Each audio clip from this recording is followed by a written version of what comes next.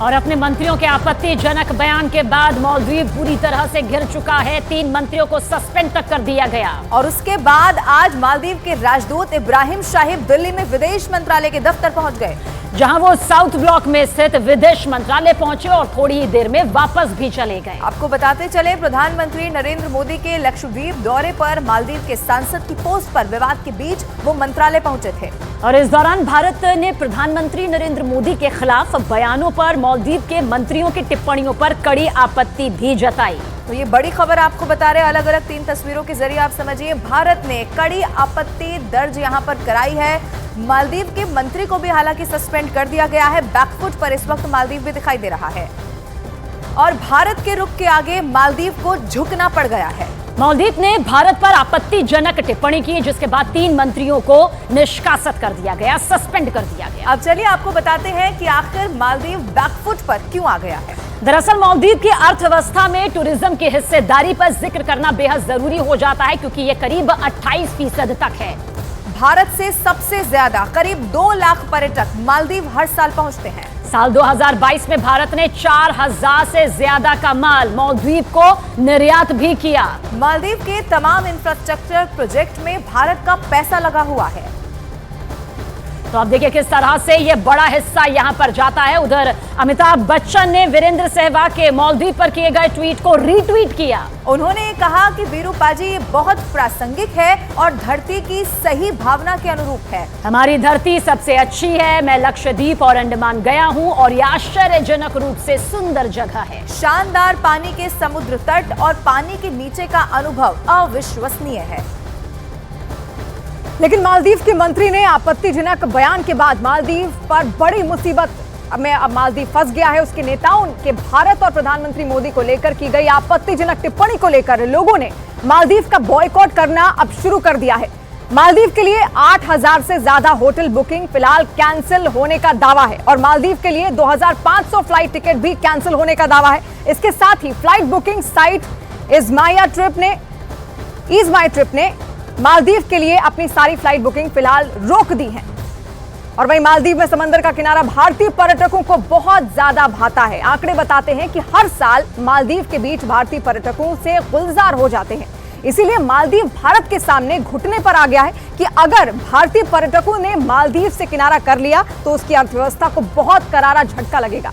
आइए बताते हैं आपको कि मालदीव में किस साल कितने पर्यटक पहुंचे।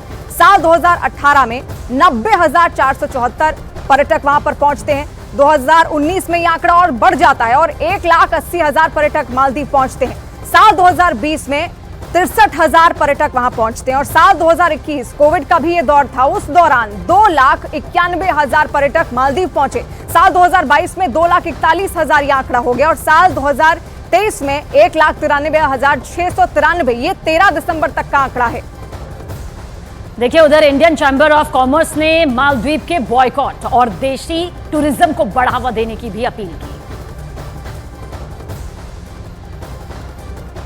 जिस तरीके से अब आप देख रहे हैं कि इंडिया में भी बाहर घूमने का मतलब स्पेशली मालदीव्स, मॉरिशस, ऐसी जो आसपास की जगह, यहाँ इन सब जगहों को तमाम लोग अफोर्ड कर सकते हैं। ऐसे में अभी आप बोल रहे हैं कि फर्स्ट रिएक्शंस लोगों के आ रहे हैं, लेकिन अगर ये इम्पैक्ट लॉन्ग टाइम रहता है तो आपको लगता है कि इंडिया का नुकसान नहीं होगा, मालदीव्स का नुकसान होगा? क्योंकि उनकी तो आधी से ज्यादा जो इकोनॉमी है वो पूरी टूरिज्म पे है और इंडिया सबसे पास होने के नाते शायद सबसे ज्यादा लोग भी वहां जाते होंगे। बिल्कुल ठीक कह रही हैं आप। फिर से हम ये अगर लॉन्ग टर्म रहेगा तो इम्पैक्ट बहुत पड़ेगा। I don't think Indians will travel because like I said everyone wants to travel where they get respect. अगर हमें कंट्री रिस्पेक्ट ही नहीं देगी हम क्यों जाएंगे? और ये तो है नहीं कि that's the only country we can travel to.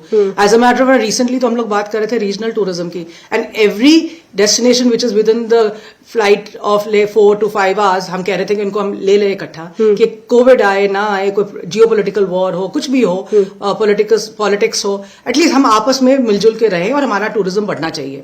पर अगर ऐसा रिएक्शन आएगा नेबरिंग कंट्री से तो ऑब्वियसली उनको तो फर्क पड़ेगा।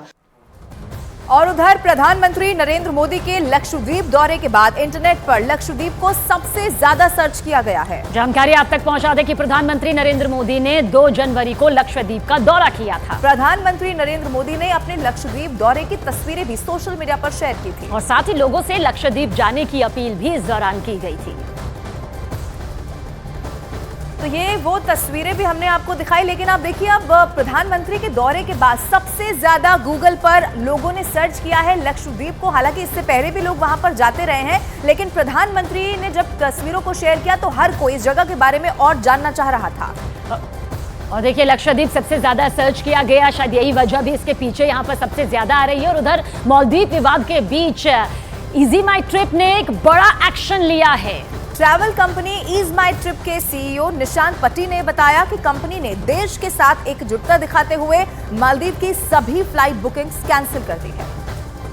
ईज माई ट्रिप भारत की सेकेंड लार्जेस्ट ट्रैवल पोर्टल है, जिसने पिछले साल 8,000 करोड़ का टर्नओवर किया था।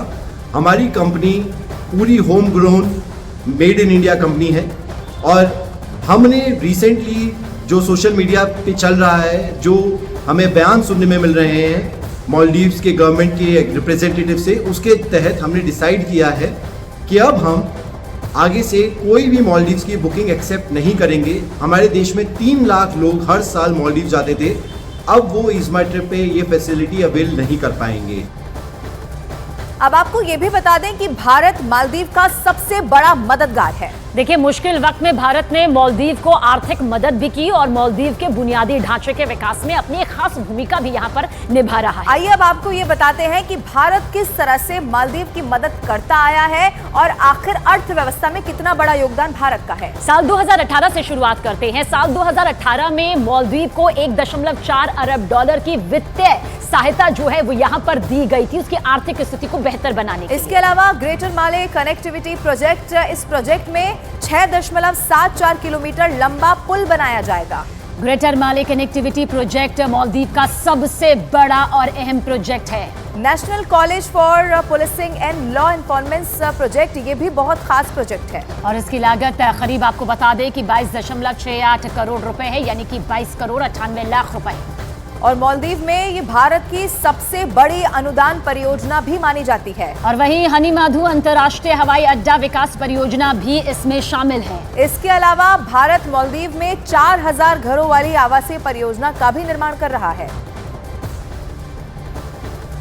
तो भारत और मालदीव के बीच दशकों पुराना ये सामरिक रिश्ता है और इसी रिश्ते को निभाते हुए भारतीय सैनिकों की एक टुकड़ी मालदीव में तैनात भी है। आइए अब आपको ये बताते हैं कि मालदीव में भारतीय सैनिक क्यों तैनात है और क्यों अब मालदीव के राष्ट्रपति भारत से अपने सैनिकों को वापस बुलाने का अनुरोध कर रहे हैं। दरअसल मालदीव में भारत के 77 सैन्य कर्मी इस वक्त मौजूद हैं। इसके अलावा 2 हेलीकॉप्टरों के संचालन के लिए 50 सैन्य कर्मी वहां पर तैनात हैं। डॉनियर विमान का प्रबंधन करने के लिए 25 सैन्य कर्मी की तैनाती है और रखरखाव और इंजीनियरिंग के लिए 2 और सदस्य वहां पर मौजूद हैं। इतना ही नहीं, मालदीव के राष्ट्रपति भारत से सैनिकों को वापस बुलाने का अनुरोध भी कर चुके हैं। आपको ये भी बताएं, मोहम्मद मोइज़ू ने राष्ट्रपति बनते ही भारत से इस बात का अनुरोध किया था।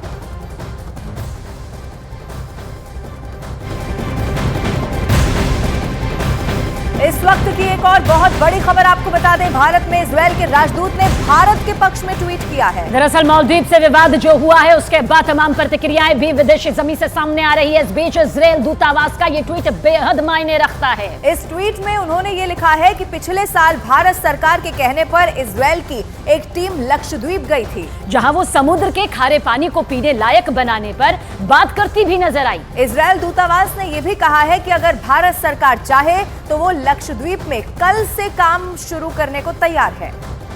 तो मालदीव से विवाद के बीच में इजरायल का भी ये बयान जो सामने आया है वो वाकई बेहद मायने रखता है। समुद्र के खारे पानी को पीने लायक बनाने पर बात हुई। इसमें कहा गया भारत सरकार चाहे तो इजरायल काम करने को तैयार है।